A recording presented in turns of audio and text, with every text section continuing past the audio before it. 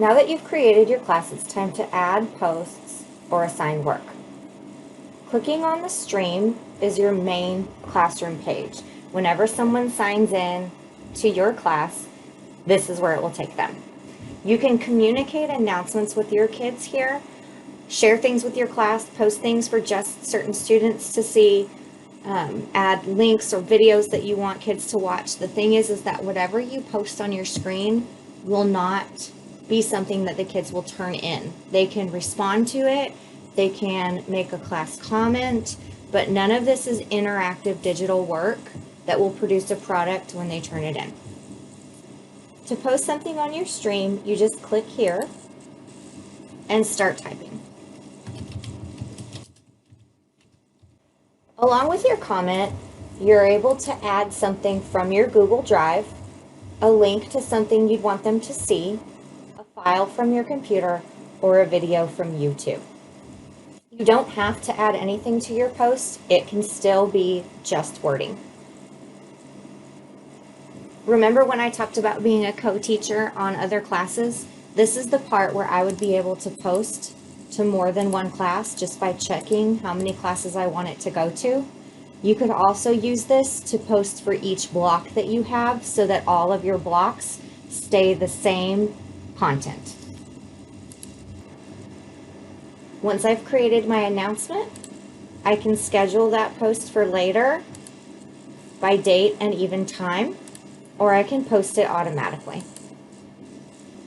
Once students sign in and see your post, they can comment below and the entire class will see it.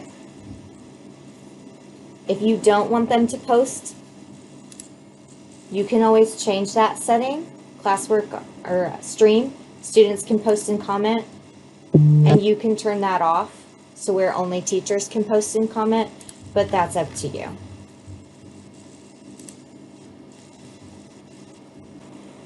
The classwork tab is where you will assign actual work. Everything starts in the create, and I suggest you start by making a topic. During this odd time in teaching, it might be good to post your topics by week. That way each assignment stays in its own week and students know when they were assigned and when they were due.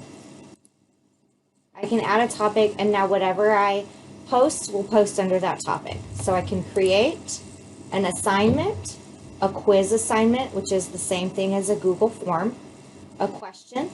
I can add material, or I can reuse an old post. For right now, we're going to start with assignment. You always need a title for your assignment, and it's a good idea to have directions. Just like the announcements, you can add things to your assignment. It can be something from your Google Drive, a link you want students to work on, a PDF file, or a video from YouTube. You're allowed to add as many as you want, so if you need a YouTube video and a link out to somewhere for reference for the students complete, you're more than welcome to do that.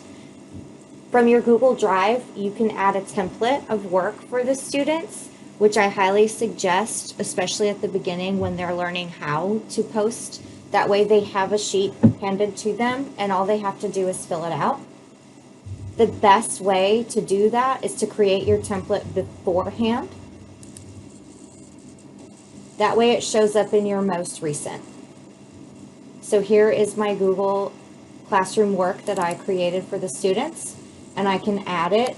It will add to the list of things that the kids need, and I have to remember over here to decide what I want the kids to do. So students can view file is exactly that. They could look at the page, but they're not going to interact with it at all. Students can edit file sometimes sounds misleading because this means that everybody in the class can edit and change your file. Make a copy for each student is like passing out papers. Each student will get a digital copy of the template you've created and will be able to complete the activity and turn it back into you. So I'm going to make a copy for each student. Again, I can choose if I'd like more than one class or section to be included, and then I can assign it. If you want to go into each class and make that assignment, then I'll be able to schedule by date and time. But in order to schedule, I have to do one class at a time. I can even change it to be which students I want. So if you have students on IEPs or with special goals, I can add or subtract those students to the assignment just by checking their names. Because I don't have any students in this class just yet, it's not showing up, but normally there would be a list of all of your students, and you just check and uncheck which ones you need to complete the assignment. So you can make more than one assignment, one with accommodations and one without, and assign it as needed.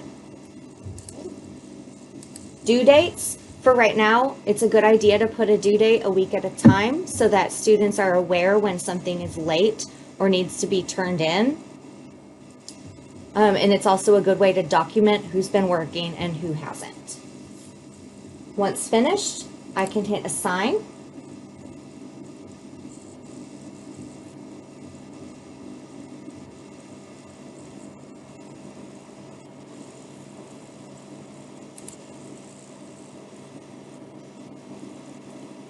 If I made a mistake, I can go back with these three dots and edit, delete, or copy my post. So if I need to edit, let's say I forgot to put a topic, I can change that and add it to a topic. Or if I forgot a due date, I can change that and I can go around. The only thing I won't be able to change is what I added as information to my post. Any worksheets, any references, any of that, I won't be able to change. So if you made a mistake on something you've attached, you'll need to delete this whole entire assignment and change it. Once I'm finished, I can hit save, and it'll fix my changes for me. Thank you for listening, and as always, if you have any questions, please contact your instructional technology specialist.